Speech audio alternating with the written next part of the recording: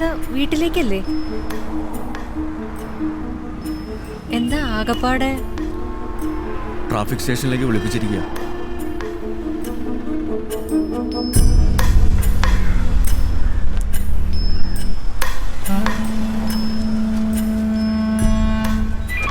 Location എവിടെയാ? Bypass root clear അല്ലെന്നൊരു message ഉണ്ട്, ഒന്ന് ചെക്ക് ചെയ്യണം. കൃത്യം 7 മണിക്ക് തന്നെ പ്രസിഡന്റിന്റെ വെഹിക്കിൾ പുറപ്പെടും. ഓവർ.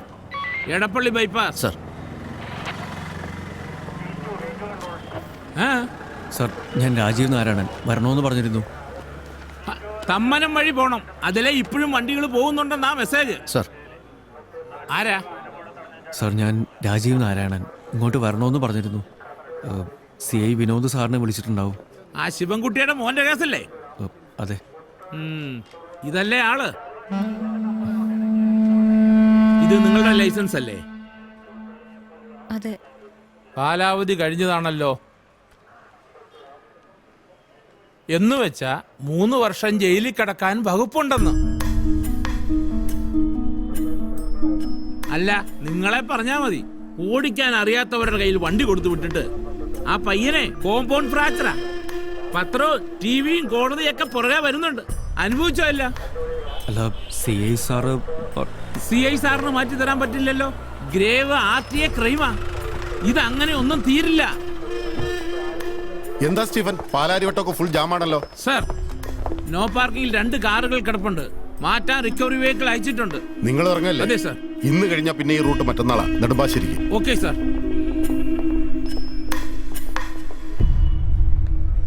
എനിക്കറിയായിരുന്നോ?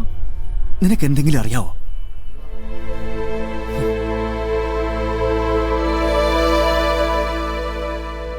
ഇത്ര നേരം അവിടെ പിടിച്ചു നിർത്തിയിരിക്കുകയായിരുന്നു. ഇതിപ്പോ നിങ്ങൾ വിളിച്ചു പറഞ്ഞുകൊണ്ട് വണ്ടി വിട്ടു വന്നു. ഓ, ഇന്റർവ്യൂ. അത് ഞാൻ പോയെന്നേ വിചാരിച്ചിട്ടുള്ളൂ. ഇതിങ്ങനെ കിടക്കുമ്പോൾ ഞാൻ എങ്ങനെ പോകാനാ വിനോദാൻ? നിങ്ങൾക്ക് കാര്യവിവരമുള്ളൊരു ഭാര്യയുണ്ട്, അതങ്ങനെ പറയുന്നു. പല റെക്കോർഡ്സിലും ഇയർ ഓഫ് ബർത്ത് വേറെയാ. നേരത്തെ സ്കൂളിൽ ചേർക്കാൻ വേണ്ടി അവളുടെ അച്ഛൻ കാണിച്ച അതിബുദ്ധിയാ. ശരിക്കുള്ള പ്രായത്തെക്കാൾ കൂടുതലാ പല സർട്ടിഫിക്കറ്റിലും. സത്യവേദാന്ന ഇപ്പൊ എന്റെ സംശയം. ഞാൻ വിളിക്കാം.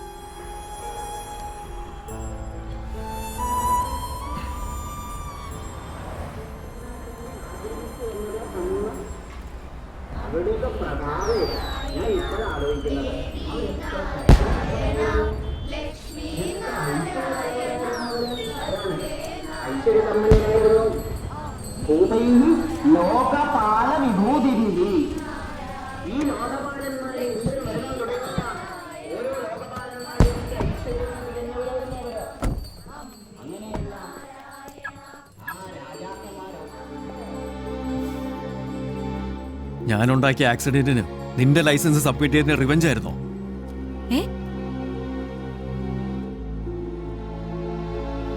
അതോ ഒറ്റയ്ക്ക് ഞാൻ അങ്ങനെ അയർലൻഡിൽ പോകണ്ടെന്ന് വിചാരിച്ചിട്ടോ? ലൈസൻസ് എക്സ്പയർ ആയ കാര്യം തീരെ അറിയാൻ വയ്യായിരുന്നു എന്ന് പറയരുത്. സത്യമായിട്ടും എനിക്ക് അറിയാൻ വയ്യായിരുന്നു. ലൈസൻസ് കിട്ടിയത് പിന്നെ ഇന്നലെ ഇതിനു വേണ്ടി എടുത്തപ്പോഴാണ് ഞാനത് കൈകൊണ്ട് തൊട്ടത്. അതൊന്നും തുറന്നു നോക്കാൻ പോലും നിനക്ക് തോന്നിയില്ല? ഈ ലൈസൻസ് എന്ന് പറയുന്ന സാധനത്തിന് കാലാവധിയൊക്കെ ഉണ്ടെന്ന് ഞാൻ അറിയുന്നതേ ഇന്നാ. ഒരു ഇൻഷുറൻസ് ക്ലെയിമും കിട്ടില്ല. ആ പോലീസുകാരൻ പറഞ്ഞ കേട്ടല്ലോ, ഇന്റർവ്യൂ നടക്കുന്ന നേരത്ത് നമുക്കിവിടെ കേസ് കളിച്ച് നടക്കാം. നമുക്കല്ല, സോറി, എനിക്ക്. ഉത്തരവാദിത്തം വണ്ടിയുടെ ഓണർക്കാം. അതൊന്നും നിനക്കറിയേണ്ട കാര്യമില്ലല്ലോ. രാജീവ്, അയർലൻഡിന് രാജീവ് പോകുന്നത് നമ്മുടെ എല്ലാവരുടെയും ഭാവിക്ക് വേണ്ടിയാണെന്ന് എനിക്കറിയില്ലേ? നമ്മളത് സംസാരിച്ചിട്ടുള്ളതാണല്ലോ. ശരിയാ, എനിക്കും ലച്ചുനും കൂടെ വരാൻ പറ്റാത്തതിന് എനിക്ക് വിഷമം തന്നെയാ. ഞാൻ ഇന്റർവ്യൂ തോറ്റേന്റെ അന്ന് തൊട്ട് ലച്ചു എന്നോട് മിണ്ടുന്നില്ല. ഇനി രാജീവും ഇങ്ങനെ പറയാതെ നമുക്കൊരു നല്ല ജീവിതം വേണമെന്ന് എനിക്കും ആഗ്രഹം ഉണ്ടാവില്ലേ?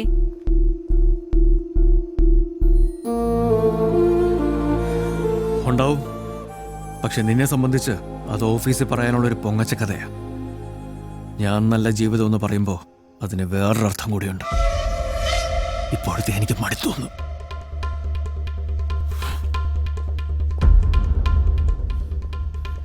കാറ് പാർക്ക് ചെയ്യാനെങ്കിലും സൗകര്യമുള്ള ഒരു വീട് എനിക്ക് വേണം. കൊള്ളാവുന്ന അയൽപ്പക്കം വേണം. സംസാരിക്കാൻ ആൾക്കാർ വേണം.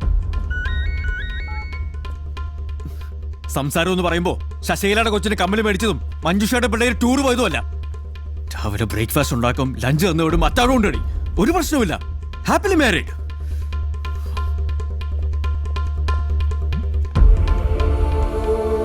ഫ്രണ്ട്സിന് അസൂയ എന്നോട് എന്താണെന്നോ അവരുടെയൊക്കെ ഭാര്യമാർ അവരുടെ ജോലി കയറി ഇടപെടും. അനൗൺസ്മെന്റ് ശരിയായില്ലെങ്കിൽ അത് പറയും. ന്യൂസ് റീഡിംഗിലെ മോഡുലേഷനെ പറ്റി പറയും. പ്രോഗ്രാം തന്നാൽ അത് ഫോൺ ചെയ്ത് പറയും. മഹാശല്യം. ഞാൻ മാത്രം ഇതൊന്നുമില്ലാത്ത ലക്കി ഹസ്ബൻഡ്. രാഷ്ട്രീയം ചർച്ച ചെയ്യേണ്ട, സ്പോർട്സ് വേണ്ട, സാഹിത്യം വേണ്ട, പച്ചക്കറി ഉള്ളുവിലെ സ്കൂൾ ഫീസ് അത് മാത്രം കേട്ടാൽ മതി. Very happily married. ഇതൊക്കെ ഞാൻ രാജീവിനോട് വന്ന് പറയുന്നത് എനിക്ക് സന്തോഷം കിട്ടാൻ വേണ്ടി മാത്രമാണെന്നാണോ രാജീവ് വിചാരിച്ചിരിക്കുന്നത്? അച്ഛന്റെ അമ്മയുടെ നിങ്ങളുടെയൊക്കെ ഒരു കാര്യത്തിലും ഒരു കുറവും വരരുതെന്ന് എനിക്ക് നിർബന്ധമുണ്ട്. പച്ചക്കറി ഉള്ളിവിലയൊക്കെ എന്നെ സംബന്ധിച്ച് വലിയ കാര്യങ്ങൾ തന്നെയാ. നാളെ രാവിലെ ബ്രേക്ക്ഫാസ്റ്റ് എന്തുണ്ടാക്കണം എന്നുള്ളതും എന്നെ സംബന്ധിച്ച് വലിയ കാര്യമാണ്. ഒരു ദിവസം മുടങ്ങട്ടെ അത്, അല്ലെങ്കിൽ ഒരു മുളക് എക്സ്ട്രാ ഉണ്ടാവട്ടെ ഏതെങ്കിലും ഒരു കറിക്കകത്ത്. അന്ന് തെറ്റുമല്ലോ എല്ലാവരുടെയും മൂഡ്. ആളെ വെക്കണോ അടുക്കളയിൽ? പുറത്തുനിന്ന് വരുത്തണോ ഫുഡ്? ഞാൻ റെഡി. ബോറടിപ്പിക്കാത്തൊരു ഭാര്യയെ കിട്ടുമെന്ന് ഉറപ്പുണ്ടെങ്കിൽ. രാജീവ്, ഞാനും വേണ്ടെന്ന് വെച്ചിട്ടുണ്ട് ആഗ്രഹങ്ങളും സ്വപ്നങ്ങളും ഒക്കെ. സ്വപ്നോ? എന്താ നിന്റെ സ്വപ്നം? എന്ത് സ്വപ്നം നീ വേണ്ടാന്ന് വെച്ചത്?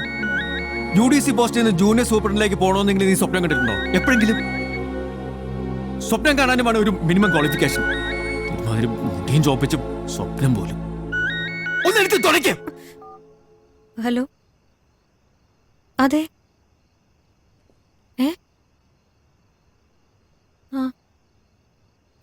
എന്തിനാ? ശരി. IG-യുടെ ഓഫീസിൽ നിന്നാ രാവിലെ 10 മണിക്ക് അവിടെ ഹാജരാവണമെന്ന്. തന്നെത്താനങ്ങ് വെക്കോണം. ഞാൻ കൂടെ വരെ ഒന്നും വിചാരിക്കണ്ട എങ്ങോട്ടും.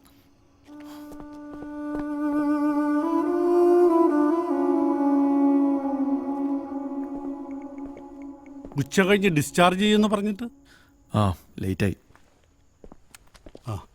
തലവേദന ആയതുകൊണ്ട് അവൾ നേരത്തെ ഉറങ്ങി. അത്താഴം മേശപ്പുറത്തുണ്ട്, ചെല്ല്. PF ഗ്രാറ്റുവിറ്റി ഞാൻ കണക്കൂട്ടിയായിരുന്നു. കുറച്ച് ലച്ചുവിന്റെ ബെല്ലിടാമെന്ന് ഞാൻ വിചാരിച്ചു. ഇപ്പം മരുന്ന് വല്ലതും ഉണ്ടോ? ഇല്ല.